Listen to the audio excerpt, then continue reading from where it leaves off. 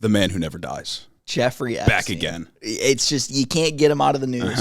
This hoax has been going around. It's a distraction, but it's also a Democrat hoax, but it's also like low-key true, and we'll release the files. And also everything that just happened actually exonerates Trump, even though it looks incredibly incriminating. And also it's the most transparent administration of all time. But you wouldn't know that unless things were leaking.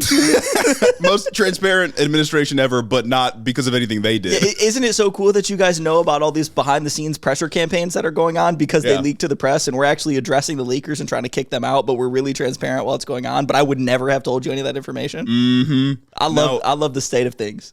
American politics is very much a back and forth. And the back and forth really felt like a whiplash this week. From the lows of the Monday episode, released on Wednesday, of course, for the Wednesday Weenies, but from the low of the Monday episode where we were crashing out over the centrist Democrats. We are now 2 Substacks about it. 2 Substacks about it. We are now back at a high, celebrating the downfall of Donald Trump because of his connections to the pedophile king Jeffrey Epstein. And it's like, if we're talking about like politics, right? Not like actual like harm to like constituents, because like obviously the best thing about the government opening back up is that people's access to SNAP benefits will be restored and whatnot. But like politically, the best thing about the Democrats caving is that immediately Epstein news starts again. The exact same day that the bill reaches the House comes back into session, Adelita Grijalva sworn in, Epstein news immediately happened. Oh my God, it was crazy. Now I feel like we should sort of set the scene, right? Because like, it's been a while since we've talked about the Trump and Epstein controversy. Well, it's been the shutdown. It's been a while since we've talked about the Trump and Epstein controversy, so I feel like we should remind people how we got here. And I'm going to forget a number of things because so much shit happened. So feel free to jump in and just let me know if I'm missing any of the important moments here. But this all started off with Pam Bondi saying she had the files on her desk. She did not release them. Instead, what they did was hold a sort of propaganda photo shoot where they gave a bunch of conservative influencers these binders that had no real information in them. Nothing in them. Yeah, absolutely nothing in them. And then, of course, the DOJ releases an edited video of the footage of Jeffrey Epstein's cell, which they swore wasn't edited. It was just like a malfunction of the cameras. And then they ended up releasing the footage that was cut out of that video later on, but it didn't have any of the metadata, so we couldn't check it. That's what my favorite part about the whole like prison video saga was they acted like they were doing this act of radical transparency by releasing the video of the cell block. And then they're like, oh, conveniently, just like that's just what happens with these prison cameras. It's just 1 minute, always at this time, conveniently goes missing all the time. People look at the metadata, they find out that it's edited, likely in Premiere Pro with the exact number of edits you need to just cut, delete, stitch, like whatever. And then they release another video months later where they're like, actually, haha, it looks like we lied about that just being what happens with cameras. Here's this other video. Also, there's no metadata attached to this one, so you can't check us. And then, of course, we got the description of the birthday card, and then we saw the actual birthday card. We got the description of the birthday card. Trump sued or started a lawsuit, and then we got the birthday card, and conveniently we haven't heard about the lawsuit since. And the birthday card itself, when we actually saw the birthday card, so much worse than anybody imagined. So much worse than anybody imagined. There has been, since the beginning, a seemingly endless stream of new photos of Trump and Epstein together in scenarios we never could have imagined. Literally just a bottomless pit of Trump and Epstein photos. It is quite incredible. These guys, like, they were attached at the hip. At one point. Trump still will not commit to not pardoning Ghislaine Maxwell. He's been asked about it repeatedly. A couple of months ago, of course, he said, well, I could do it. I could do it. I have the power to do it. I may or may not pardon Ghislaine Maxwell, the pedophile queen. More recently, Trump and most of the Republican Party have been resisting this discharge petition from the House of Representatives, essentially requiring the DOJ to share all of the materials. Mike Johnson, in the heat of this discharge petition battle, said that Trump was actually an FBI informant. One of my favorite narratives this entire time. Mike Johnson, of course, delayed the swearing in of Adelita Grijalva, the member of the House who has now been sworn in, who is the 218th signature on the petition. And now we're here, and now we got this treasure trove of emails. Like 20,000 pages of emails from the Epstein estate. And it's crazy. I'm sorry, but like there is so much smoke here, there's gotta be a fire.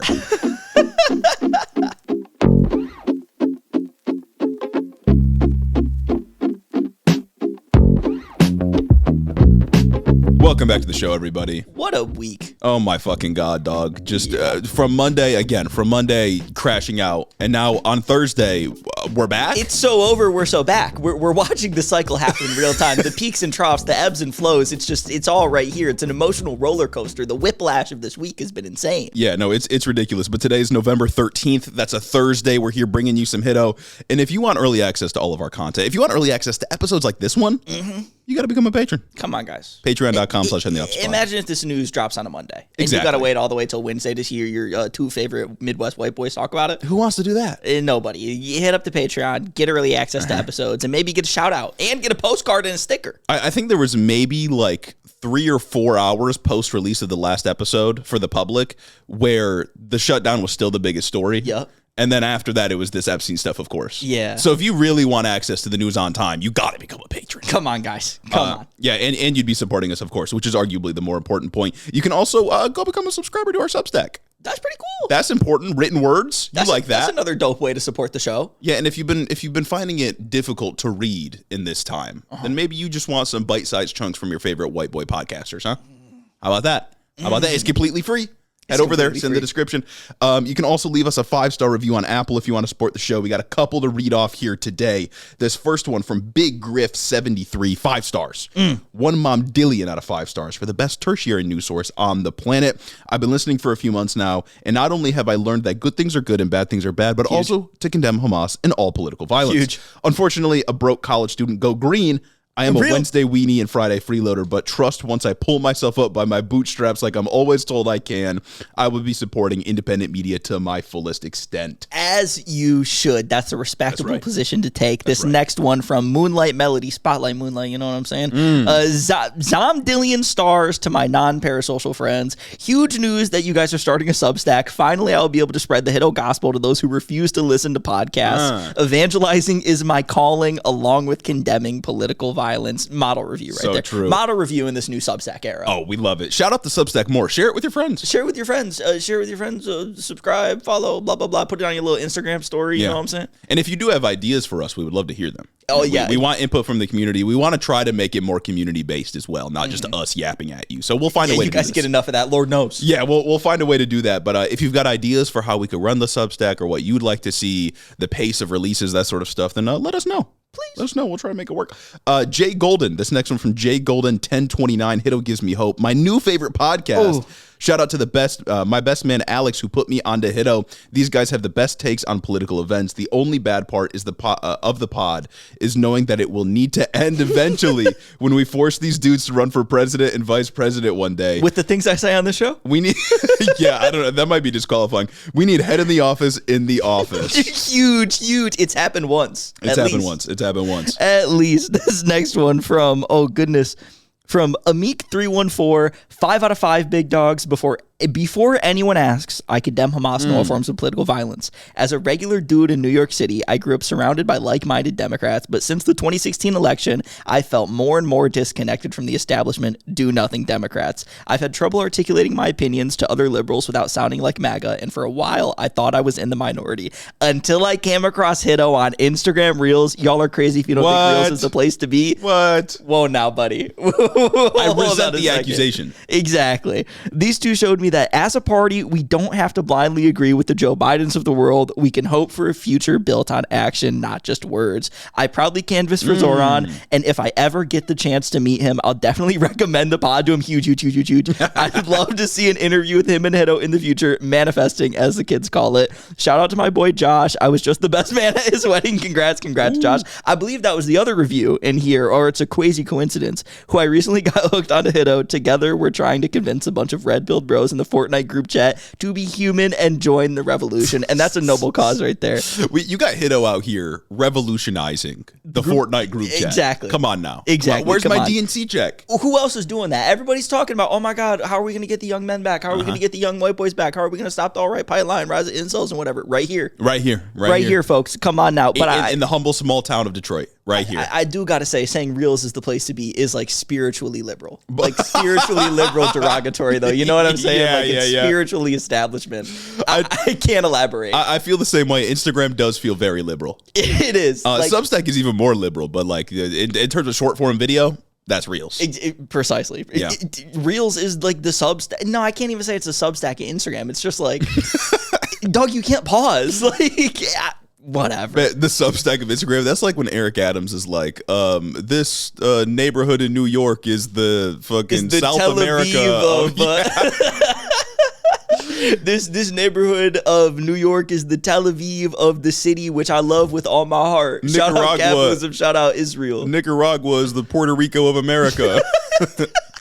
Like, what are we talking about? I'm going to miss him. Yeah. I'm going to miss him, man. I hope he gets a job in the administration. I can't lie. I think he one time said that Puerto Rico is the New York of, he said, no, what did he say? It's something of the New York, well, whatever. It was some nonsense. And it's like, Puerto Rico's in America. Well, my favorite Eric Adams moment, if we take a moment to like mourn the previous mayor of New York City as we enter this transitionary time to the new Mamdani regime, my favorite Eric Adams moment was when he was running and the resurfaced ad showed up of back when he was a cop, and he was like, this is a crack pipe. Parents, you got to go looking through your kids' rooms to find the crack pipes. Look under the pillow. Looking in a pillowcase. Some bullets. A crack pipe. Crack pipe. It's so good. He's man. awesome. He's so good. I really hope he becomes like the ambassador to Turkey or some shit. Self-appointed. He deserves it. He did the work. Yeah. So getting into the news here, government shutdown's done. As of today, Trump signed the bill. Government shutdown's over. Longest ever. Absolutely no payoff. 43 days. Absolutely no payoff. Shout out my centrist Democrats. That's my Democrats right there. They came back. I heard all this chatter. I heard all this chirping about what the Democrats were going to do or what they weren't going to do about like the filibuster when they gained power. Oh my God. Blah, blah, blah. The fighting for things. And then my Democrats showed back up and did what they do best. Nothing. Yeah. Caving. Those are my centrist Democrats. They are the reason we are in this mess. We need to purge them from the party. They cannot be allowed to continue doing this. I mean, for a second, I started to believe him. I started to think that these Democrats weren't my Democrats, that they evolved into the big dogs or something. But no. Yeah. My Democrats stay around. My Democrats stay around for far longer than they're welcome. Yeah, so all that pain and suffering for literally no payoff. Shout out my Democrats. But as we said at the top of this episode, as soon as the government shutdown was over, even before that, when the House just came back into session, immediate Epstein news. And that is what we're going to be focusing on today. We got a bunch of new Epstein-related documents. Trump truly cannot escape the Epstein controversy. No, it's never going to go away. It's like the stickiest thing, dude. It's on him like glue. It's on him like white on rice. Yeah, like we've got him on record like accepting bribes for pardons. He accepted that plane from Qatar that he's going to take with him after he leaves. Open corruption in this administration, just straight up. And that stuff like comes, it pops off, and it goes. Nobody cares about it. But this, I think specifically because his base like has to care about this, is not going away. Even if he didn't directly campaign on it, his orbiters did. Like the media apparatus that supported him and propped up his campaign, campaigned on this for him. Yeah. There was never going to be any escaping this. And the fact that, like we talked about in the beginning of the show, that Pam Bondi thought she could seriously hold a fake press conference where she invites conservative influencers who, like, at least ostensibly cared about the Epstein situation to give them a binder full of redacted information and was just pages on pages on pages on pages of just black highlighter stopping any words from being shown was the most, like, audacious thing they've done. Like, how was that not for, I mean, I know the people in that meeting don't believe in anything, right? Because if they did, they wouldn't be on Trump's side. But how is that not just an immediate and instant moment of disillusionment with this administration? Yeah. They used you for a photo op to establish legitimacy for themselves among your class of people and gave you absolutely nothing on this issue you're supposed to care about. Like that it's like they hate you, dog. Yeah. Like they do not give a shit about you. I can't even think of you're like, a joke. I can't even think of another analog that I could like that anyone else could reasonably have like been in, right? I'm trying to think like, oh, if I go to the Podcasters for Zoran meet and greet and he gives me a thing and he's like, fake bus isn't going to happen. Yeah. And then I came through and printed, but that's not even like on the scale of this. They constantly talk about government corruption. These conservative influencers go and are actively complicit in it. We've got the podcast. We've got the TikToks. Long form, short form. What about mid form? We need that mid form. We need mid form that's not mid. And that's why you should check out the Head in the Office Substack. Absolutely. If you're a fan of the written word, if you're a fan of prose, if you're a fan of compelling writing, then you have to check out the Substack, headintheoffice.substack.com. You can find all of our think pieces, all of our opinions, and all of our summaries of the latest breaking news. In an infinitely more shareable format than this show. That's right. So on Thursday, Democrats in Congress published numerous emails they received from the Epstein estate through a subpoena, some of which explicitly named Donald Trump. And now the authenticity of these emails simply cannot be called into question. They are from the Epstein estate. They are real. They were not released previously because of all these laws surrounding, like, you can't release information on people that would criminalize them when they're not being charged, yada, yada, yada. But these are very real emails, and you should prepare yourself because they are fucking insane. They're incredibly jarring. Like, I never expected this to, like, come out. Yeah. So this first one from Epstein to Maxwell in 2011 reads, quote from, again, this is Epstein emailing Ghislaine Maxwell. I want you to realize that the dog that hasn't barked is Trump. Victim, name redacted, spent hours at my house with him. He was never once mentioned. Police chief, etc. I'm 75% there. I don't know what the last bit means. Yeah. But that first bit, like, the most charitable interpretation of that is that Trump knew about all the crimes and just didn't say anything. Which is incredibly damning. Yes. Incredibly damning, dude. And isn't that still contrary to what Trump has been saying about these things? Doesn't he say publicly that he didn't know anything that was going on? Because, I mean, you have to. You have to. You have to say, I didn't know my best friend was You can't say, like, I knew about it, but I just didn't speak out. I just wasn't brave enough to speak. Yeah, no, exactly. So I don't know what that last bit means where, like, he has never been mentioned once, or no, he has never once been mentioned. I'm not sure what that means, but, like, Jesus Christ. Well, I think it's also like the other part of this, like, email specifically that got released was Ghislaine Maxwell's response where she says something along the lines of, I've been thinking about this too. Yeah. And it's like, when I'm thinking about the authenticity of these emails and I'm thinking about whether or not they mean anything or whether or not Epstein is trying to create a paper trail to maybe blackmail Trump or incriminate Trump, it doesn't make sense to me for Epstein to be talking like this to Ghislaine Maxwell, pedophile king, pedophile queen, to be talking to each other in what they would believe is a confidential email like this, and Ghislaine Maxwell to be playing along like with a lie. It just seems like you have to do too many mental gymnastics to get around the fact that this is an authentic communication where Epstein was talking about how Trump knows. Yeah, and Trump knows and hasn't cooperated with investigations. And again, this was in 2011. Before Trump was running for office. So it's not like they could have been, like, planting seeds to, like, undermine him or anything like that, because Trump wasn't running for office at this point. He hadn't even started his campaign against, like, Obama and birtherism up until, I think that was 2012, and he started doing that. So it's like, I don't know, seems real to me, and I don't know what the fuck the dog that hasn't barked is supposed to mean. Real. Other than, like, he didn't snitch on us. Which is like, that implies he knows. And it's like, oh, was he an informant? I guess he must have started informing after 2011. Yeah, absolutely must have. This next one in 2015, this guy, actually, no, the second one is in 2015. Epstein is emailing Michael Wolff. I think Michael Wolff is a reporter. In 2019? This is in 2019, yes. Okay. Essentially describing how Trump asked him to leave as a member of Mar-a-Lago. There's some, like, confusion here because the story Trump has told is that he kicked Jeffrey Epstein out of Mar-a-Lago after he found out that he was a creep. In the emails, it seems like Epstein wasn't actually a member of Mar-a-Lago. Maybe Ghislaine Maxwell just used it as, like, a staging ground. I think it was mostly that Trump was saying that, like, he was banning Epstein from coming to his properties because he was, like, poaching the girls from his spa, which, more on that later. Yeah, and this seems to mostly corroborate that view of events, because essentially this email is like, he knew what Ghislaine Maxwell was doing. He told her to stop, right? Well, when you read the text of the email, it says, quote, of course he knew about the girls as he asked Ghislaine to stop. That's from Epstein. Yeah. Like, what else does of course he knew about the girls mean? Yeah. Other than he knew about all the awful stuff Epstein was doing, or at least what he was poaching the girls from Mar-a-Lago to do. Yeah, and this really does read as, like, Trump was mad that Epstein was stealing talent.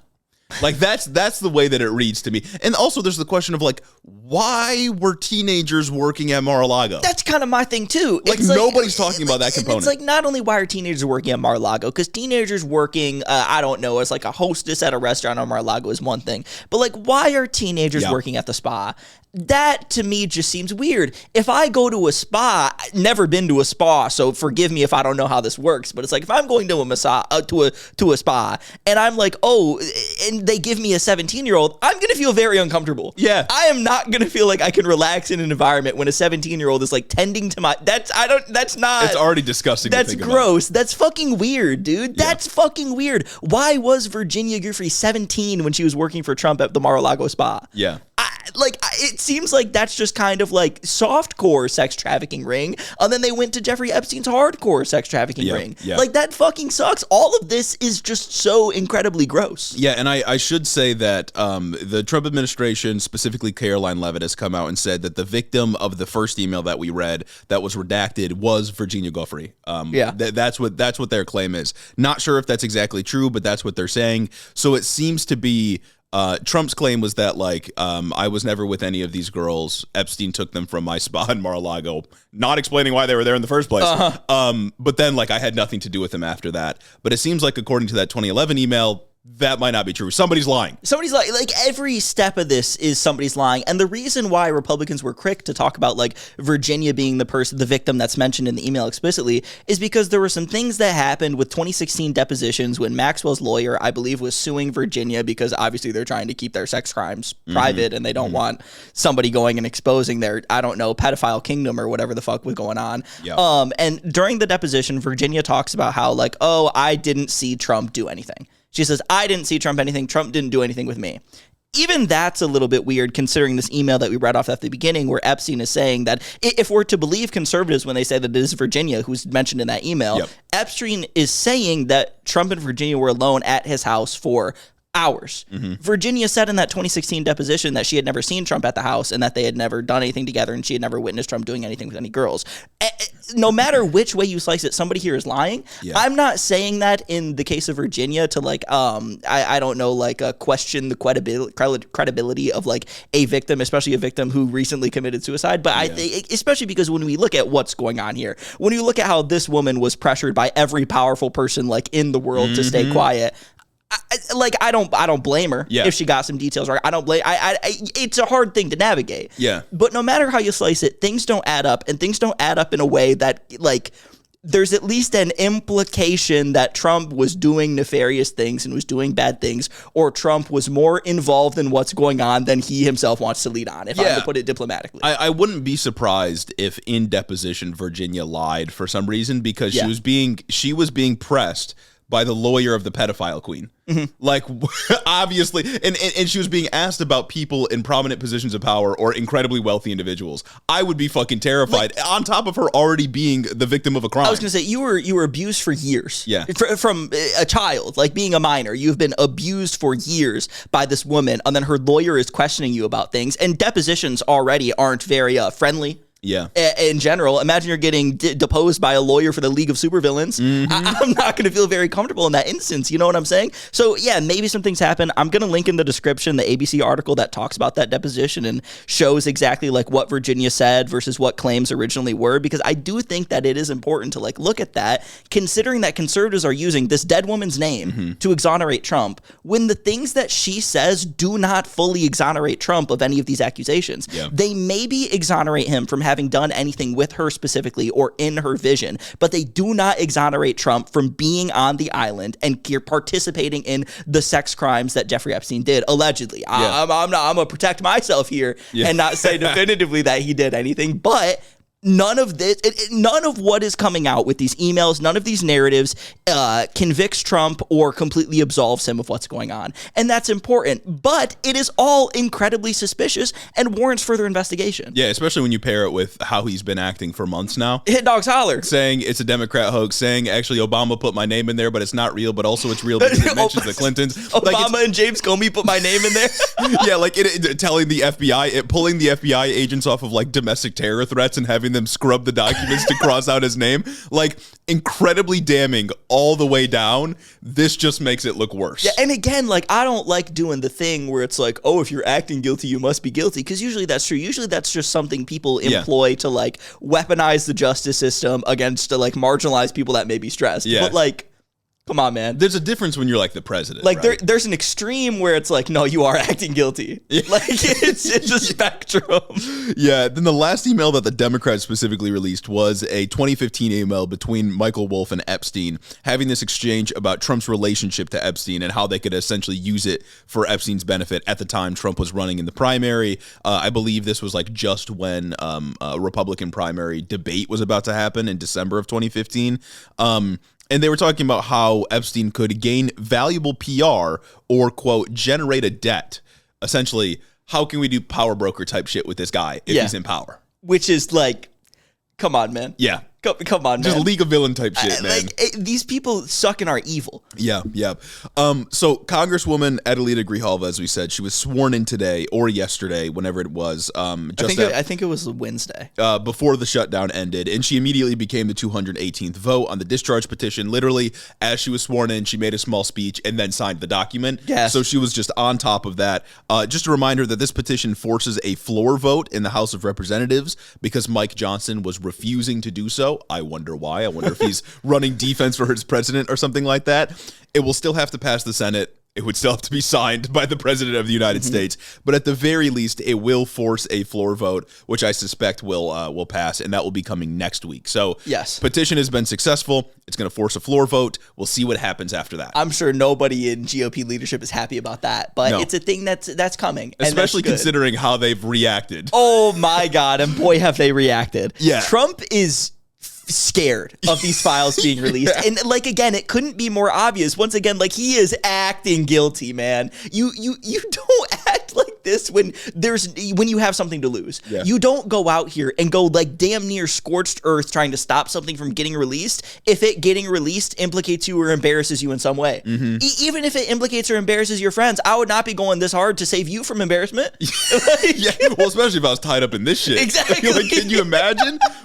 Also, just the fact that he keeps calling it a hoax. Like, from the beginning, he's been calling it a hoax. It's like, dog, your supporters give a shit about this. Yes. What about it is untrue? It's ridiculous. But so Trump is mortified. The Republican Party is mortified. They have no real response. But there's a number of things they've been doing and a number of things they've been saying, which I think we should pay some attention to. So Trump on Truth Social, immediately after these emails came out, posted, quote, "The Democrats are trying to bring up the Jeffrey Epstein hoax again, because they'll do anything at all to deflect how badly they've done on the shutdown and so many other subjects. Only a very bad or stupid Republican would fall into that trap. The Democrats cost our country $1.5 trillion with their recent antics of viciously closing our country, while at the same time putting many at risk, and they should pay a fair price. There should be no deflections to Epstein or anything else, and any Republican involved should be focused only on opening our country and fixing the massive damage caused by Democrats." I mean, country open. Country open. Country open. Cross that one off the list. Put Epstein right there. Like,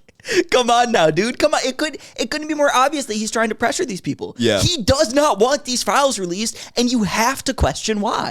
You have to question why. It's absurd. And I think part of that answer is in this like statement Thomas Massie gave to Newsweek, right? Okay. Thomas Massie, he's the Republican who's like co-sponsored the discharge petition with Ro Khanna. He told this to Newsweek, quote, "We know from the victim's lawyers that at least 20 men are implicated in files the FBI possesses, and we learned from the New York Times that after his death, suspicious activity reports were filed with the government on nearly $1 billion of transfers from Epstein's account that was FBI under Trump, like initially, like when the investigation happened."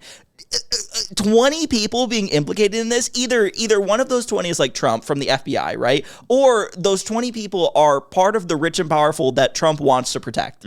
Like, that's how it is. That's how it goes. And something in there is going to embarrass Trump if it gets released. I just like, it's so fucking obvious what they're doing. It's not like they're not even subtle about it. And it's like, Trump is an incredibly selfish guy. When does he ever go this hard for somebody else? He only acts in self-interest. I don't think the Epstein files is a time where he's going to break that trend. And it's like obvious, like, you know, fucking, I'm not even going to reference fucking Ezra Klein here and his terrible take on this before the government shut down.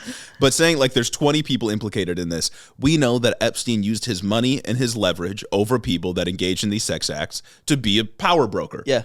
And if Trump's name is in there, we got to know. Yeah, that's what I'm saying. We got to know what happened. Yeah. It's as simple as that. Caroline Leavitt, his press secretary, of course, had similar comments. She said Democrats, quote, selectively leaked emails to the liberal media to create a fake narrative to smear President Trump. These stories are nothing more than bad faith efforts to distract from President Trump's historic accomplishments, and any American with common sense sees right through this hoax and a clear distraction from the government opening back up. Not everything is a fucking distraction. Man, sometimes things just matter. She really is just like some unique and special evil. evil, Yes, isn't she, man? dude. Like, she really just uses her voice to say the worst thing at every single moment possible. She's like, I don't want to say she's good at it, but like there's a certain lack of shame here that I gotta respect. Yes, yes. You know what I'm saying? Because how do you go out here and run defense this hard for something? I get that it's like the press secretary's job to run defense for the administration, but like, quit. Yeah, no, it's crazy, and it's like a distraction. And we're in this media environment now where everybody says, "Oh, this is just a distraction from something else." What is the Epstein files distracting from? You know what I'm saying? And like, what's the thing then? If everything else is a distraction from everything else, like, what's the thing? Because it was the shutdown's a distraction from the Epstein files. The Epstein files are a distraction from the shutdown. This is a distraction from this. Like, come on, man. Like, I care. Like, people care about things sometimes. The Epstein files has been like the #1 news item every single time it has come up. I would argue that everything else is a distraction from this if there is a distraction. Yeah, but that is like, what exactly? What's the thing at the bottom of all the distractions? Like, what are these layers of distractions actually hiding from if we people? peel back the onion? Like, I think people genuinely cared about the shutdown. That's why there was so much focus on it for over a month. And people genuinely care about the Epstein files. Now that the shutdown's done and there's more stuff happening on the Epstein files, people are focusing on it. It's not a distraction from anything. And it's like, even if it was true that the Trump administration had a bunch of accomplishments and this story was coming out as a sort of hit piece, he's still implicated. Like, that still matters. And it's also like, what do you mean Democrats selectively leaked information to the press? As soon as the House opened back up, they showed the 3 most damning emails. Yes. He's the president. Like, what do you mean? Like, just that whole narrative is so fucking insane to me. They selectively leaked that the president was implicated in emails that the pedophile king himself was sending to other people privately.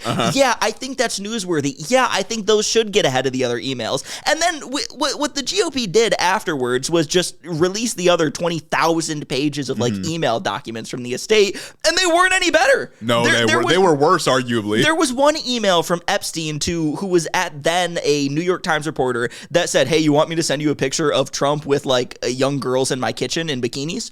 Like, what the fuck? What the hell? Jesus Christ. There was another email where Jeffrey Epstein said to somebody, just ask my house man. This isn't an exact quote. He said something along the lines of, just ask my house man. Trump saw young women swimming in my pool, and he was so distracted by it that you could see his nose print because he ran into the glass door. Because he was so focused on the young women in the pool. Christ, and it's like, sure, we don't know if the young women were underage women, but still, like, that's damning. Like, at the time, he still had to have been too old to be paying attention to young women. Yeah, you can't accuse somebody of singling out the president. Exactly. It's the president. Exactly. Like, anybody and everybody's allowed to criticize the president specifically. Like, if he was just a random guy and everyone was just targeting him while there's a bunch of other people involved, then like, yeah, okay, being selective. He's the president. Exactly. And it's like, respectfully, like, nobody really cares about like Prince Andrew's involvement. You know what I'm saying? Yeah. Nobody cares super much about these other like rich and powerful famous people's involvement, although you should, because they should be held accountable for evil acts. But like, Trump is the president of the United States. Yeah. And he has been screaming about how much this is a hoax when it is so obviously not a hoax. And there's something about that that's going to stick in people's mind and make that the most pressing portion of this. Yeah, but I mean, there's been like some level of accountability for some of the other people mentioned here. Like Prince Andrew lost all of his royalty or fucking whatever. Well, we don't know if that's because of this, but that's not enough, right? Yeah, but at least something is happening. I think there was a PM or an MP fucking whatever in the UK that was named in these files when stuff started coming back out in like September. He was forced to step down. So like, there's some amount of accountability, not nearly enough, that's happening in other parts of the world. But Trump just, like you said, keeps going, calling this a hoax. And he's my president. Yeah, and exactly. Yeah, I'm an American. I'm an American. Like, that's the guy that's supposed to represent me. Yeah, so they're trying to spin this as a distraction, but they've also been trying to spin this as like evidence that they're a transparent administration. Like, how can both be true? How can it also be this is a distraction, but also we've been completely transparent about everything, when of course they haven't been. Every time they talk about transparency, it's because something they didn't want to come out came out. Like, that's not you being transparent, man. I'm sorry. Like, it's a distraction, it's a hoax, but it's actually real. Clintons and Obama put my name in there, but actually Trump was an FBI informant. But actually, no, we're not going to release the files. And actually, here's a video that we lied about, and here's a different video where you guys called us out on how you were able to find out we lied, so we removed that part of the video. It's just, most transparent administration ever. It's absurd, dude. It is completely absurd. Before we move on to more stuff about Congress, more stuff about Trump being in the Epstein files, I do want to take some time to talk about the pedophile queen, Ghislaine Maxwell. Yes. Someone who is pandering for a pardon, as we've been talking about.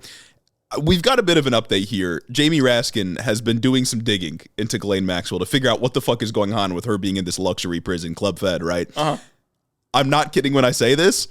Ghislaine Maxwell has been playing with puppies. Bro, she's damn near in a hotel. In prison. Yes, absolutely. So, Ghislaine Maxwell was moved to that low security prison a while ago. She's been looking to get a commutation from Trump. You can guess why Trump might give her that commutation. And apparently, may or may not. Apparently, prison staff have had to treat her like royalty. From Jamie Raskin, quote, "The deference and servility to Miss Maxwell have reached such preposterous levels that one of the top officials at the facility has complained that he is sick of having to be Maxwell's bitch." Bro, you can't be fucking serious right now.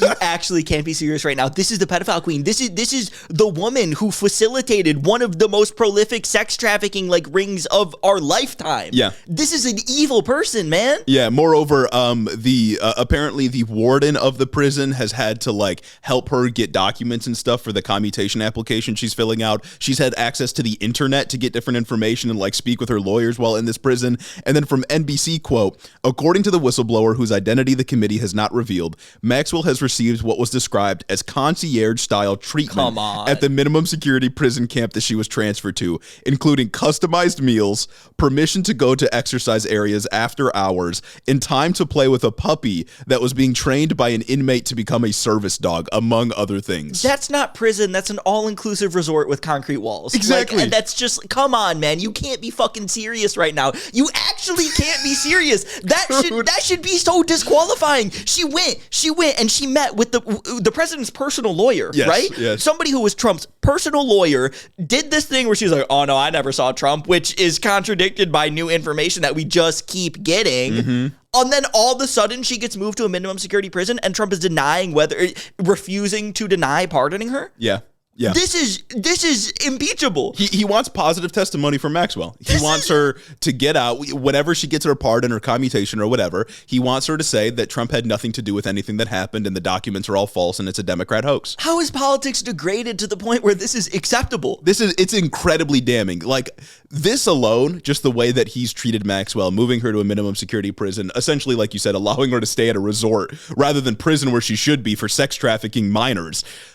This alone is infinitely worse than Watergate. Yes. And then you pair this with everything else this administration has done. Come on, man. It's over.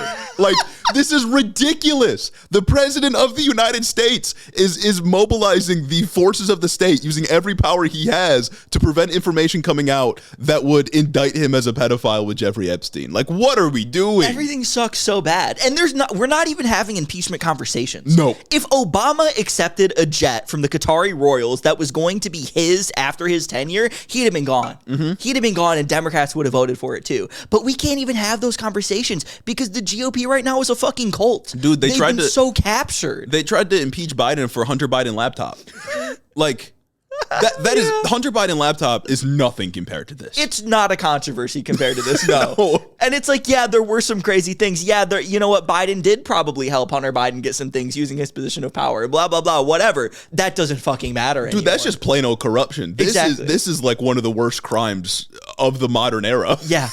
Yeah. And once again, why would Trump be needing to give Ghislaine Maxwell a sweetheart deal for allegedly in exchange for a good testimony in his favor if he didn't do anything wrong? Exactly. This is the most selfish man in the fucking country, guys. He does not act in the interest of other people. That's just how it is.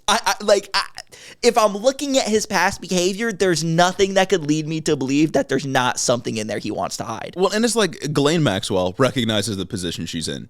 She doesn't want to spend the next however many decades inside of a prison cell. She recognizes that there's a president that is caught up in the same controversy that she went to jail for, and he needs her help. And she's going to offer her help as long as she's treated well and eventually let out of prison.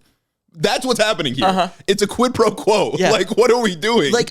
I swear to God, we might see Ghislaine Maxwell let out in good behavior. What are we talking about, man? Yeah, Ghislaine Maxwell is about to be free. We're getting closer to Ghislaine Maxwell being free than, I don't know, fucking even Trump going to jail for this shit. And it's even if Trump doesn't directly pardon her or commute her sentence, I don't know, maybe all of a sudden the people who run the prison are like, you know what, actually, you've been doing good, let's just let you out. Under no pressure whatsoever from the administration. You know what I'm saying? Yeah. It's just... this all sucks so bad and sucks so bigly. But there's nothing that can be done about it. Nothing at all. Just rewinding a little bit to when the House opened back up. And even the day before the House opened back up on Tuesday, when everybody in the administration, all of the top Republicans knew that the House was going to reconvene and Annalena Grahova was going to be sworn in by Mike Johnson because he had to once they came back to the House because they haven't been working for the last 2 months. Yep. They knew that the first thing she was going to do was get to 218 on that discharge petition. When you have a discharge petition in the House, you can take your signature off of it only until it gets the required amount of signatures to actually go and force the vote. So it was reported that they just started personally pressuring the 4 GOP defectors. And on Tuesday night, Trump reportedly personally called Lauren Boebert to try and get her to take her name off of the discharge petition. When I'm innocent. Me when I'm totally innocent. Don't you dare fucking let this vote go through.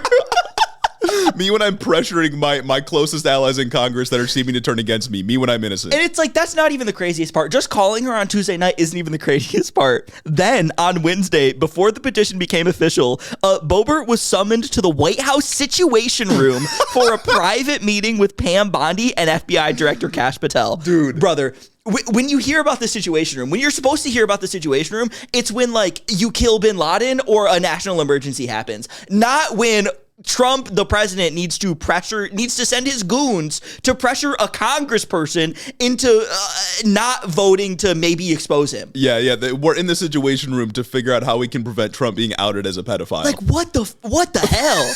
What are we doing, man? Like, what are you talking about? What is going on? Also, even like aside from this being specifically about Epstein, Kash Patel being in the Situation Room with Lauren Boebert. Come on. Like, this is stupid. Kash Patel, Pam Bondi, and Lauren Boebert all in the Situation Room. What's supposed to be a very serious room with the 3 most unserious people in the administration. Like, talking about how we can protect our pedophile president. Like, come allegedly. On, man. Come on. And it's like, what the hell? And rightfully, like, this leaked instantly. This leaked instantly to, I believe, like, CNN or the New York Times. Most transparent administration ever. Well, precisely. And because it leaked instantly, Caroline Leavitt was asked about this at a press conference on Wednesday, and she said, quote, "Doesn't that show the level of transparency when we are all willing to sit down with members of Congress and address their concerns?" Bro. That is not sitting down with a member of Congress and addressing their concerns. But she's talking about transparency. She then follows this sentence up with, I'm not going to detail conversations that took place in the Situation Room. Oh my Transparency God. is when I say I'm doing transparency. Like, are you serious? Yeah. Transparency is when something leaks to the media, and so I have to confirm or deny its truth. But I can't tell you any of the contents of it. Transparency is when I tell you that, oh yeah, we pressured congressperson people into doing something, but like I'm not going to tell you how we did it. Well, transparency is when secret conversation. Transparency is when I make my secret conversation not secret, but I don't let you know the contents of it.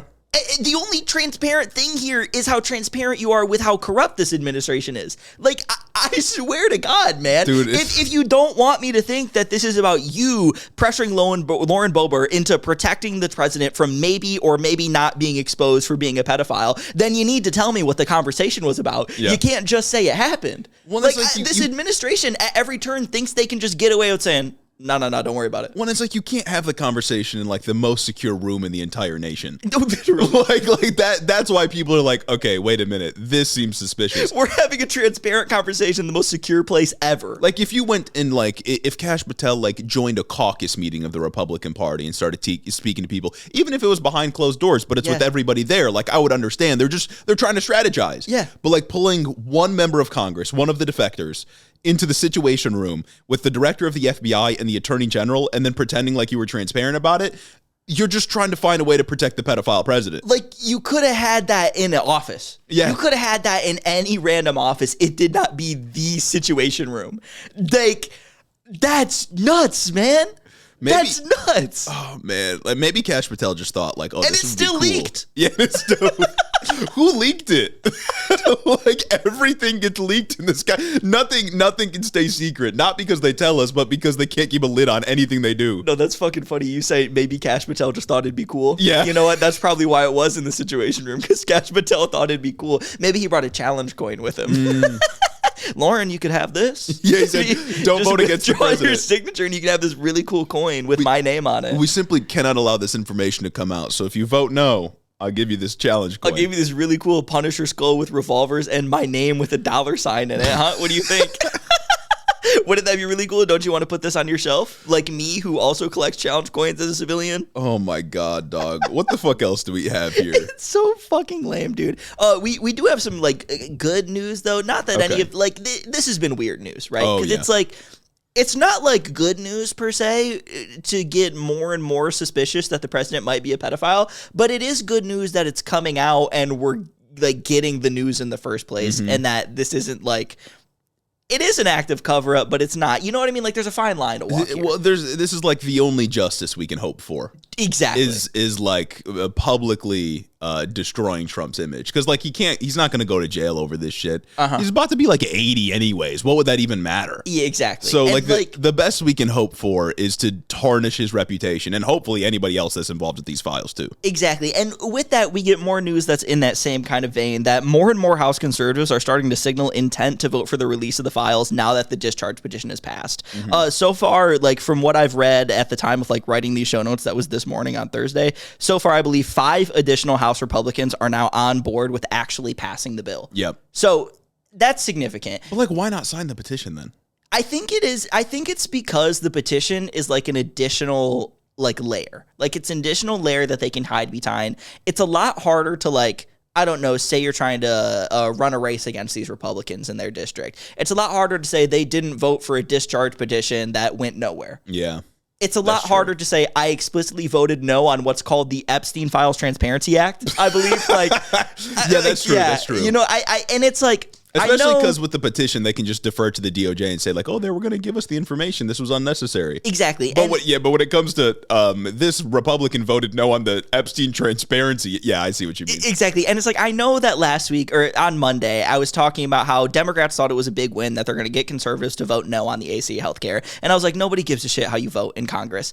I do think this issue is different. Like, I do think this is meaningfully different. Nobody is actually, like, out there, like, in their free time talking about ACA subsidies, but people are talking about the Epstein files. I think this is an issue that really does, like, transcend normal politics, because it's not about fiddling with the knobs type policy. This is about something that is just, like, incredibly abrasive to any normal and just and ethical human being. Yeah, no, it's incredibly egregious, and like we said before, it has clear staying power. I mean, this shit keeps coming back up. Even when we didn't have much news about it, like during the shutdown, people were still actively talking about it pretty consistently. But with the ACA subsidies, it's like they already said they don't want to restore them. Yeah. Like there's nothing else to be gained from a vote, especially because like the strategy behind the shutdown was already working and there's no actual payoff when they're just going to vote no anyways. That's sort of besides the point. But yeah, with the Epstein stuff, it's like people are going to continue to talk about this. And I think there is a meaningful difference in like how the base reacts to those two pieces of news, because the Republican base already thinks that ACA equals Obamacare equals communism equals bad, equals higher healthcare prices. Oh, well, buddy, just wait. Yeah. You know what I'm saying? That's how Republicans think about that issue. But there is a significant portion of the MAGA base, although a lot of them are just eating the propaganda from Caroline Leavitt and the administration. There's a significant portion of the base that is off-put by this. Oh, yeah. There's a lot of people that were upset. I mean, earlier we saw another leak that Dan Bongino was like furious with Pam Bondi over what was going on with the Epstein files, and he was like silenced, and you haven't really heard anything about him since. I don't know if they put the gag order on him, but Poor whatever. guy's got to go to work. Exactly. But it's like there are a lot more people that care about this in a way that I don't think the GOP's current messaging can break through to them, because they are shameless. They are doing these things unabashedly. They are doing these things with audacity that's never once been seen before from a political figure. It's Truly, crazy. they are acting like scandals don't matter. Yeah, this shit is fucking absurd. And it's really nuts. But like ultimately, like while these emails aren't conclusive, they don't convict or absolve Trump of doing these bad things with minors. Again, they're incredibly suspicious and they warrant further investigation. And all this panic is so telling. It's so telling, man. I can't get over them calling Lauren Boebert into the Situation Room. Neither can I. Like, the situation is we got to defend the president. Yeah. Like, the situation is, oh my God, the president is caught up in the scandal. Like, did Bill Clinton call people into the Situation Room when his Monica Lewinsky stuff was going down? The situation is the walls are closing in. The situation is everything's crumbling around me. And truly the national emergency here is whether or not the president is a fucking pedophile. No, it's actually fucking insane. Like, what? Yeah. You gotta be fucking kidding me, man. It's absolutely absurd. And what gets me the most is that, like, what gets me the most to believe that there's really something going on with this guy is that the easiest way to move beyond this is to just release the files. Mm-hmm.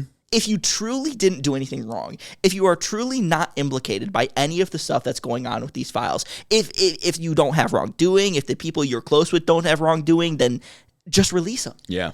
Get it over with. But the fact that you are fighting so hard against this release, you know, at the very least, ring some alarm bells. Yeah, no, it definitely rings some alarm bells. And the fact that, like, every single conservative in Congress has had to duck and cover from media or make up excuses, like when Mike Johnson said he was an FBI informant. Mm-hmm. Like, this, again, just speaks to me that, like, they are floundering. Yeah. Like, like you said, it's a division within the base, and they have no idea how to run cover for this other than hope and pray that the discharge petition was never going to succeed. Like, that was their only choice. And that's it. Like, it's done now. Yeah. Like, that's a done deal. This will come to a vote. And conservatives are already cracking. Like, not a day after the discharge petition clears, 5 conservatives already break ranks. Mm-hmm. And I know that it's 5 conservatives in the House, and that's, like, 2.5% of their entire caucus. Yeah. But that still feels significant to me. Yeah. But while the discharge petition was a massive hurdle, like you said before, this still needs to pass the House, which to be fair, it looks like it's going to. Then it needs to pass the Senate, which is going to be a hell of a lot harder to get 13 senators to break ranks. I can't imagine that happening.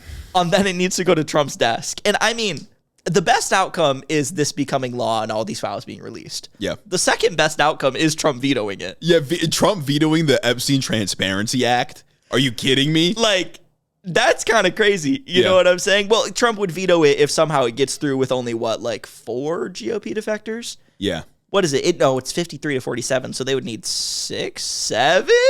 So, Jesus no, Christ. I think they would literally Not that, need Gen Alpha shit. I think they would need 7 GOP defectors to just get a regular vote because there's 47 Democrats. Oh no, they need 4. So they need 4 senators to vote to pass the bill, not you gotta passing get past the filibuster though, yeah. But they need 13 to get past the filibuster, which it's like if they can get past filibuster, then they have the filibuster produced. They have the veto-proof majority is 66. 67. Damn, that's fucked up. Yeah, so I don't think so they need even more than 13. Yeah, I don't even think they're going to be able to get to a veto-proof majority. But if they did, I mean, Jesus Christ. Or the filibuster-proof majority. Yeah. I was confusing veto-proof and then filibuster. Well, they wouldn't if they want to override a veto. They'd have to have like 66 or 67 or whatever it is. Damn, and then that's like what? Oh, I think it's 66.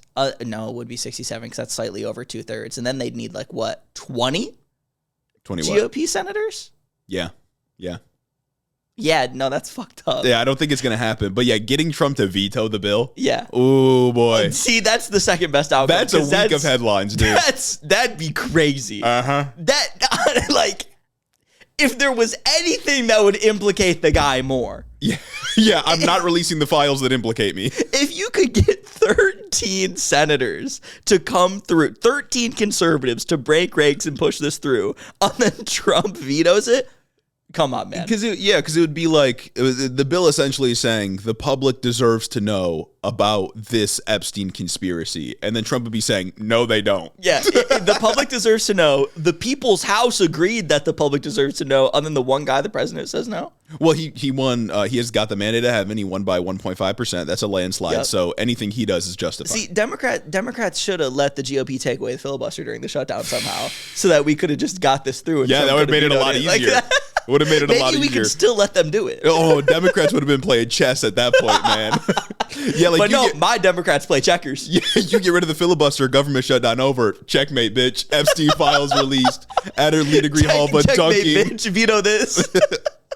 So that's like just an overview of all the shit that came out, Republican responses, Democrat responses, like everything that's going on. The media has also been sort of in a tailspin. Of course, every like regular media outlet has jumped on this and reported like, hey, this shit's crazy. Yeah. But some conservative commentators, one specifically that we're about to talk about, have entered into a phase of the only way it can be described is, well, it's not pedophilia, it's ephebophilia. Crazy. Like, we're at that point. Crazy, dude. It's just like, what gets a person here? Like, once again, man, you don't need to go this hard. You really don't need to go this hard. And that's why it's like when your political project, when your like, I don't know, fame and livelihood is tied up by like directly being a spokesperson for the party and getting paid by like party donors and whatnot, you find yourself defending a pedophile, allegedly. A pedophile. Yeah, and saying some weird stuff. Yeah, specifically, we're talking about Megyn Kelly. Megyn Kelly, just recently, either yesterday or this morning, some clips came out about her. And specifically in this clip, she said, quote, "There's a difference between a 15-year-old and a 5-year-old. Like, you can't do the it's not pedophilia, it's a phebophilia thing, like, unironically. Like, you can't do that. Like, they're the same. Like, it's the same wrong. You know what I mean? Guys, the guy that my president was best friends with, he's not a pedophile. He just likes slightly younger girls. Like, brother, come on. He still likes minors, but just, like, not that minor. Yeah. Like, that's it. Don't worry about it. If this is the phase we're at, conservative media trying to downplay pedophilia, then I think it might be over. Oh, absolutely. I think the game might be lost for them, dude. You can't genuinely go out here and like defend people by saying, no, they like barely legal people. Still like not legal, dude. Like I swear to God, man. And I don't want to hear any of these like Matt Walshaks like, oh, well, 16-year-olds are the most blah, blah, blah.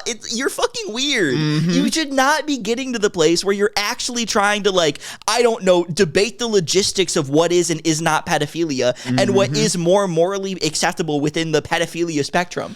That's not a conversation normal people are having. It's just when you get out and you start talking about like age ranges and stuff and like what the technical term would be, it's over, dude. You lost. That's curtains. Wrap it up. Get out of here.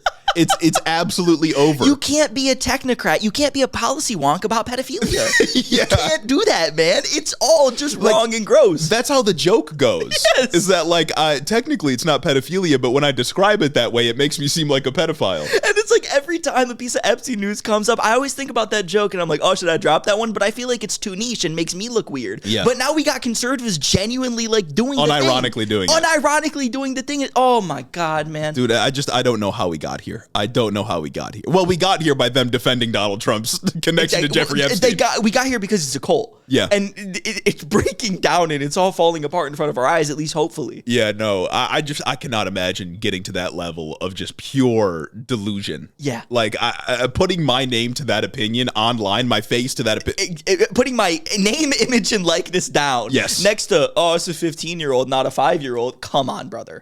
Like, come the fuck on, man. I'm never putting myself in a position where I even have to, like, think about that. Yeah. That's just weird. That is crazy. Weird behavior, and they never should have muzzled Tim Walz, because these people are weird.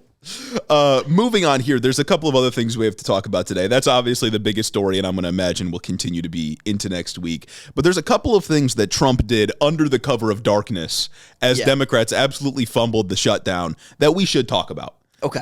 So during the meltdown that the Democrats had earlier this week in the Senate, as they were losing all of their leverage because the centrists decided to defect, Trump issued a full and complete pardon for those that plotted to overturn the 2020 election results. Come on, man. And as far as strategic moves go, a shout out to them for using the media cover of Democrats falling apart. I hate this like pardon discourse so much, because it's like, obviously, once again, like the conservatives are a cult right now. Yeah. Like, especially like MAGA conservatives. These guys will defend Trump no matter what. But the defense that I see every time we talk about a pardon, no matter how egregious of a person Trump pardons, is, oh, well, Joe Biden pardoned his family. It's like, brother, can we just fucking like look at what's in front of us right now? Yeah. Can we just look at what's happening literally right here? Dude, come.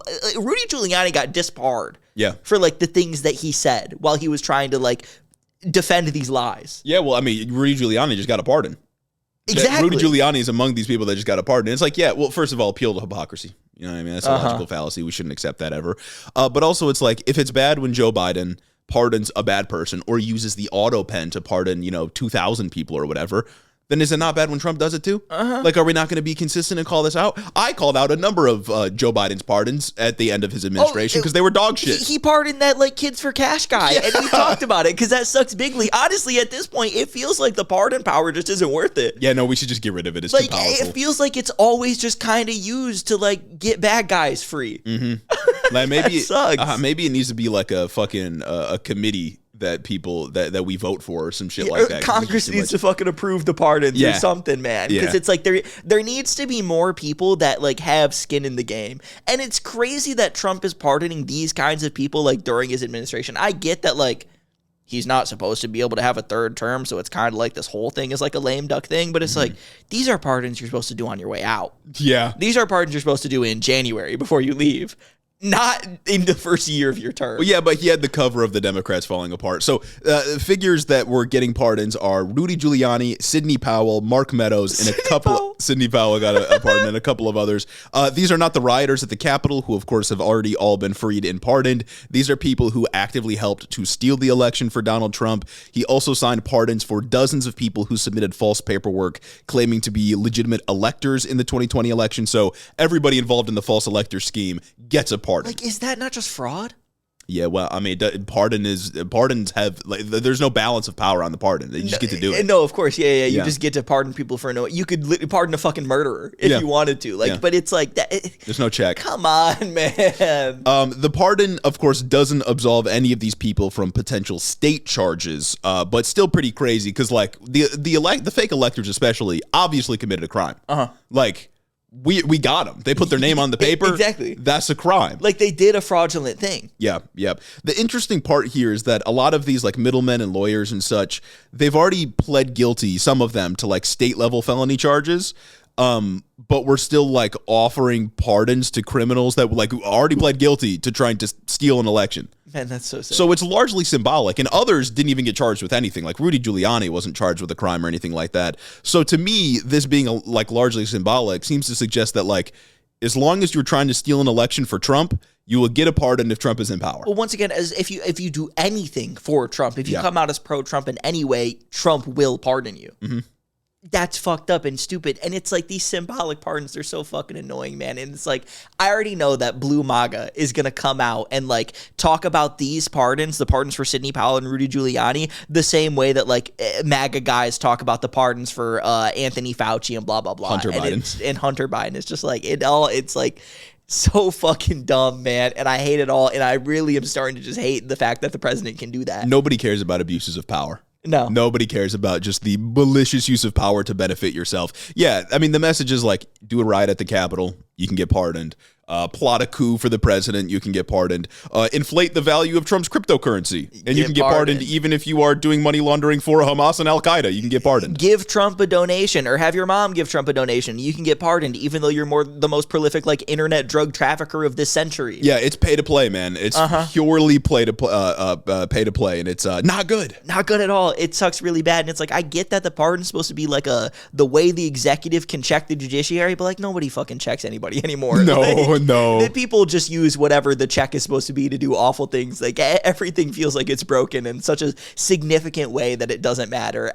There's got to be a pardon board. Yeah, like, I mean, we barely have a judiciary. It doesn't fucking matter at this point. At this point, like it really has to be, if you want pardons to still happen, it's got to be like a board of people that do it, and they're appointed for like 10-year terms, so no one president gets control, and it's staggered and blah blah blah, and whatever bureaucratic bullshit you need to do to stop Trump from being able to pardon literally anyone who does anything for him. Yeah, exactly.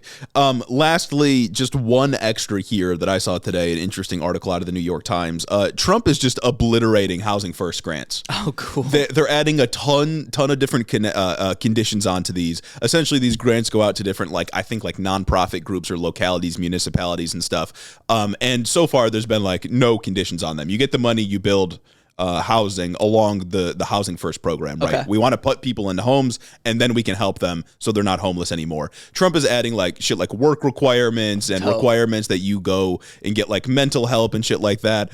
A number of things that are just going to hurt this program. A number of things that aren't Housing First. Yeah. That are quite literally the opposite of what a Housing First thing is. Yeah, and if you're a group that engages in the Housing First program and you don't sign on to, or you don't follow these new requirements, you only get 30% of the funding. Oh.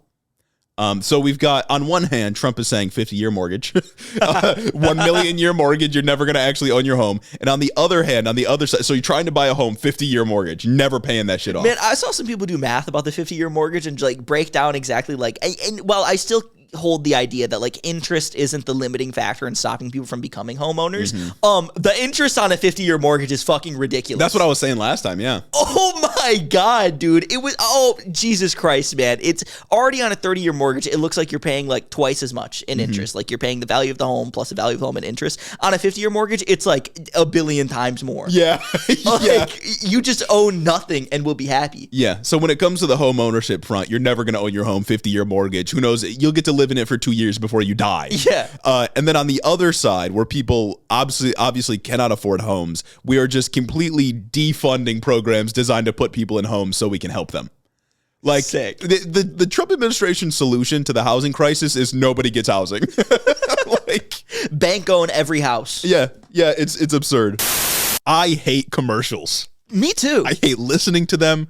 I hate when I hear them, whether it's on TV or on podcasts. Grr, I just can't stand commercials. They're the worst. And the one place you can go to avoid commercials, like this one you're listening to right now, is patreon.com/headintheofficepod. Become a patron, and you get early access to our episodes, and they're all completely commercial-free. No more interruptions. And you could be one of our friends. And that's arguably the more important point. And, you know, in trying times like this, friendship is what we really need. Friendship's really important. And you can buy your way into being a friend of ours by heading over to patreon.com/headintheofficepod. Again, early access to episodes, no commercials, access to all of our content before anyone else sees it. Become a patron. That brings us, I think, to the end of this terrible, insane, diabolical episode. And, you know, with that, we got to give a shout out to the people who give us housing. With that, we got to take a look at Spotify reviews. Oh my God! How could you forget? Look at me forgetting our loyal listeners on Spotify. It's fucked up, man. This first Spotify review, again, you can leave a review on Spotify. Make sure you leave 5 stars, then leave a comment. We'll try to get to it. This first one from Ryan, 107 out of 5 stars. I recently refinanced my mortgage to a 50-year one to afford the monthly tithe to hear the Hiddo Gospel on Patreon, but I ventured over to Spotify to write my 3rd review. And hold on a minute. Dude, fucking pause, flag on the play. The 50-year mortgage only saves you like $200 a month. Like compared to a 30-year mortgage, it saves you like $200 a month. Man. Is what the figures that I was like reading about. You will owe nothing. That's like, I get that $200 is like significant. A month is like significant to like a good swath of the population that can't afford homes. But of anyone who's even entering the conversation of home ownership, nobody's looking at, oh, fucking a $1,500 mortgage versus a $1,700 mortgage. Yeah, sign me up, motherfucker. My rent is $1,800 now, and that's before like utilities and everything. Now you got fucking tax. You're gonna be paying property taxes on a place that you won't own for 50 years. You're gonna be paying all the other things. You're gonna have all the other responsibilities that come with home ownership. I used to think that the debate between like renting versus owning a home was like overrated unless you were rich and you could afford to invest that equity into something else. But it's like at this point, like, fuck, you ought to just rent. If your option are 50-year mortgage or rent. Like, fuck, man. But I do support you taking out a 50-year mortgage so that you can become a patron. Yeah, you could take that extra $200 a month and slide it over to Patreon and Substack. Exactly. You know what I'm talking about? I've been with you boys since the East Palestine train derailment. Shouts out. And you boys are the only source with consistent bangers and correct opinions. Keep up the good work spreading the gospel. Shit sucks bigly, but at least we're doing better than Dick Cheney. Big. So true. So Big. true. This next one from Rye. 8 Senate Democrats out of 5 stars. As a progressive reporting out of occupied Memphis, where the National Guard is posted up near the Bass Pro Pyramid, I just gotta say, cultural icon. I appreciate your consistent good takes. I condemn Hamas and all forms of political violence, and just want to give a shout out to Justin Pearson running against the fossil that is Steve Cohen. I appreciate you fellas. Have a good one. And you have a good one as well. Isn't there like international conventions against occupying religious sites? What are we doing? What are we? This is illegal. Precisely, this is a Geneva Convention violation. I do got to shout out this comment. It's not a review, but somebody reposted our quote from the episode saying maybe everything will change before this gets posted. It said bang Epstein drop, and it's like that's really how it goes around here. Next one from Avery Smith, 10 out of 10 star review. 3 guarantees in life: me condemning Hamas and all political violence, Pete Buttigieg getting 0% of the black vote, and Democrats snatching defeat from the jaws of victory. What more can we expect from these centrist Dems? It pains me that I voted for Fetterman back in 2022. He's an embarrassment to my state. Keep up the good work, guys, and preaching to the choir. Fetterman, put on a fucking suit. Yeah, huge. Big on that. Imagine publicly advocating for Fetterman for like months and then getting shit on about that one. That one kind of sucks hugely. This next one from Jose Al Wizard? Yeah, Real. yeah, guys, I'm not good with umlauts or the dots above the O's. I'm white. So You know true, what I'm saying? so true. I am white. January 6th out of 10, I condemn Hamas, Transtifa, anyone that talks shit about Verners, and the Dems that folded in the Senate. New Hito homie, and glad to be along for the ride, and we're glad to have you here. Welcome to the crew. We're glad. Next one from The Fluffy One, 2,000 out of 5 stars. To start off, I condemn Hamas and all forms of political violence, including the violence perpetrated by a certain government agency. Been listening since the 2024 GE because Spotify decided... dang. What is the 20 General election. General election, yeah, okay. Because Spotify decided I needed these two quirked up white boys, and I couldn't agree Huge. more. As a postal worker that works at nights to sort mail, We're collecting postal workers, I've noticed. so true. Maybe they'll intercept some of our postcards. Exactly. Well, they got paid throughout the shutdown, as we were informed by some of our postal worker patrons when we put misinformation out there that they weren't. You guys helped me stay positive during what are obviously tough times while keeping me informed, not to mention keeping me awake during the especially heavy nights. So keep up the good work. And that we will. And you keep up the good work as well. Delivering our mail, probably delivering a postcard to another Hito head. Who knows? I hope you don't know because you're not looking at the mail. You know what I'm saying? So true. This last review from Schmegan, hoodie review, 5 out of 5 stars. My Hito hoodie came in the mail yesterday. It makes me feel as snug as a bug in a rug. Ooh. Fits very well and feels like it's made of high quality materials. If you like the goats, Jeremy and Gage, definitely buy the Hito hoodie. And I agree. So true. Oh, this last one actually from fuck. Cadaver. 43 pointless DNC shutdown stars out of 5. Always glad to have a fully NSPM 7 compliant news coverage Huge. from these tertiary podcast boys. Hearing their base points about how Cuck Schumer is so powerless that he can't keep his party in line and can't wait for the loose leaf book of his time in government because there's no way anything of his could have a spine. Oh, I guess that makes sense. Hashtag Democrat lose right book. So We got to true. get that one trending. I got to say about the eight Democrats that caved and Chuck Schumer not being able to keep his party in check. I completely omitted from the analysis that Dick Durbin is the party whip. Yeah, I forgot about that too. So it's like when the party whip is implicated in getting exactly enough votes needed to break from the party and get the other side's legislation passed, I think that is a direct implication on party leadership. Yeah. And there's no way Chuck Schumer couldn't have that involved unless the whip went rogue, which it's like... It's like Dick Durbin and Chuck Schumer are besties. They used to like live together. Like that's not something that is a coincidence. Yeah. You know what I mean? There are many other Democrats that wanted this open because they suck. Yeah. But speaking of right book, I got a copy of a book right here, folks. Yeah. This is Independent by Karine Jean-Pierre. Have you started it? I haven't started it Okay. yet. I haven't had time, but I've got it in my possession. It's right here for those of you watching on video. It's a very small book, as you can see. It's incredibly thin. It's like 190 pages or some shit, and the text is pretty big. I don't know what we're going to do with this yet. I think I'm going to go pick up a copy as well. Oh, you are? I saw you pick up a copy, Okay. and I'm going to go pick up a copy, and I'm trying to debate, like, should we try and read it before Thanksgiving and put it don't up, know. like, Thanksgiving week? Or we should could we do it that. after? Because I feel like it's like it's not even 200 pages and big text. It's not. No, it's not going to take very long to read. This is maybe like across a day or two. Yeah. You know what I mean? But it's pretty good, and it starts off exactly how you'd expect. Oh, no. With her describing Joe Biden's address behind the Resolute desk. The first chapter is titled "The Takedown." Is this my party? All right, spread the word because Hito Book Club episode 3 will be coming out. We haven't nailed down a date yet, but we will. Listen to. I'm just going to read the first paragraph. Okay, This okay. shit is so funny. When the president of the United States addresses the nation from the Resolute desk, capitalized, capital. Oh, capital yeah, D. it's these Sager Halls. It's because he has something of profound importance to say. Oh my God, It was from bro. behind that desk, sculpted from the splinters of a British ship, that Ronald Reagan shared his grief. What the fuck are we doing? What are we doing? When the Space Shuttle Challenger erupted in flames.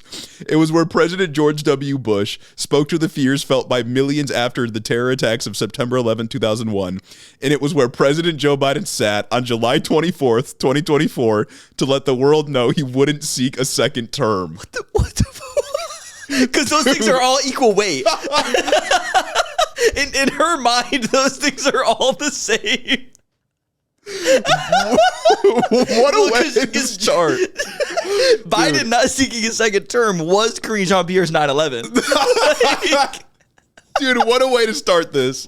I'm excited. We'll have to figure out a schedule for this, but it's definitely coming back. You all said you want the book review, and I couldn't resist. I could not resist. By popular demand. Yeah. Oh my goodness! Once I get settled in my new apartment, I might have to just sit down in a new fresh reading nook and crack open a good book. Crack open some Pierre. Crack open some Jean-Pierre, you know what I'm saying? Oh my God, that's good, man. Shout out to you guys for encouraging us to do this. Yeah. And shout out for the ones of you who helped us buy this book by giving us your hard-earned dollars on patreon.com/Head in the Office. right. And that list starts with Caden Kraut, Chris the Postman, Christy Beck, Mike Chaplinsky, Clint LaFed, Mark Yeager, Caleb Joy, Rich Taro, Tari, Fergalaki, Max Vesquez, Jacob Rogers, Colin Mooberry, Fixer Punk, Jim Egbers, Big Burrito, Cincy Elks, Joe Stentrum, Adrian Sandoval, Chloe Sam 601, Colleen Cut, Jennifer DeVoe, Crawfish, and Benny Bennington III, Alexi Benandi, Big Booty Beatdown, Sam Maloney, Tess Cruz's Boy Toy, Dictator Jace, Luke O'Shea, Carker Tarleson, Danielle Jackson, The Word of Microsoft, Jennifer Science, Aaron and his Gundam Gundams, Darth Father, Taylor for Contract, Corey Chambers, Rachel Monaco, Veronica aka V, Raxon, Ash Smith the Grotler, Murder in a Trench Coat, Kaislyn Kelly, A.K. Gon, Iguana Don, Zach Lantian, Austin Grice, Marcus Corbett, Caleb Roper, Taylor Rensack, Cammy, Tylen Freeman, Isaac Hodges, Amanda Lindsay, Anna Falinik, KCC, Say Yes to West, August Particular Pikmin, Sir Capilot, Jeff Sarnes, Brendan's Egg, Froggy Gumjob,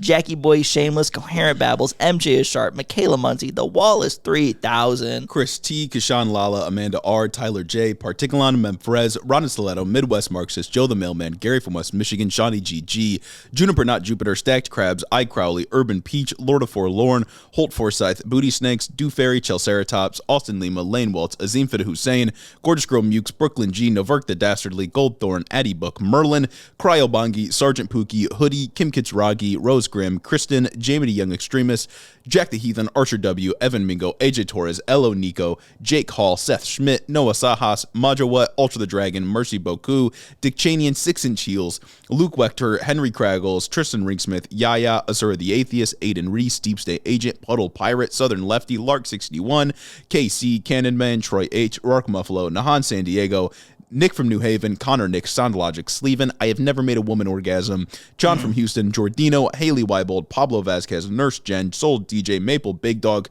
CIA, Small Creators Fun, Taylor from Burtdown, Minneapolis, Northeast Nick, Aya, Retired AF and SC, YK Coolin, Woofer G, Gayest Worm, Niles Chamberlain, Sugar Free Baja Blast, and my mom. Thank you all so much for supporting the show on Patreon. Thank you so much. And fucking join the Substack, people.